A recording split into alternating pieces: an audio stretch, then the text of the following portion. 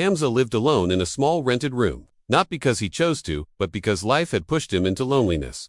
Just a few months ago, his younger brother Daniyal moved to another city for university. Hamza put on a brave face, pretending to be happy for him, but inside, he was missing him like crazy. They weren't just brothers, they were each other's entire world. Every single night, before trying to sleep, Hamza's eyes would land on Daniyal's old jacket, still draped over the back of a chair. It still smelled like him. It still felt like home. Sometimes, Hamza would find himself talking to it, as if Daniyal could somehow hear him. "Study hard, idiot, and don't you forget me," he'd whisper, a sad smile playing on his lips. He kept making plans to visit him, always telling himself, "Next month, okay, next week, right after I get paid." But the weeks bled into months. Life just kept getting in the way, delaying love. One cold winter night, Hamza decided to cook Daniyal's favorite noodles. The steam rising from the bowl reminded him of all their late-night talks and shared dreams. He snapped a picture of the meal and typed out a message, "Miss you, come home soon." But right before he could hit send, his phone rang. It was an unknown number. A heavy voice on the other end asked, "Are you Daniyal's brother? There's been an accident." Hamza froze.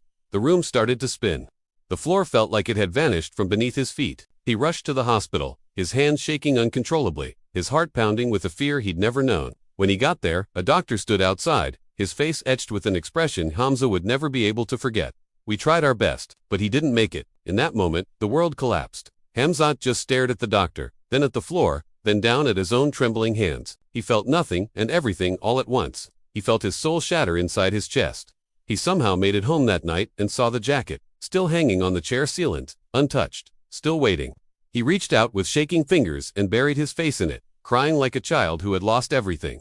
For the first time, the room didn't just feel empty. It felt like a grave. For days, Hamza didn't eat, didn't talk, didn't sleep. He just sat there, staring at that jacket, replaying every moment he wished he could have back. All the calls he put off, all the visits he postponed. One evening, he picked up his phone and opened his drafts. And there it was, the message he never sent. "Miss you, will come home soon." His tears dripped onto the screen as he whispered, "I'm so sorry, Daniyal. I thought I had more time. But the cruel truth is, time never waits for love. And the people we assume will be there forever, they sometimes leave in the quietest, most unexpected way."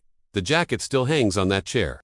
Hamza never moved it. Some things we hold on to, not because they're useful, but because they're all we have left. Thank you for listening.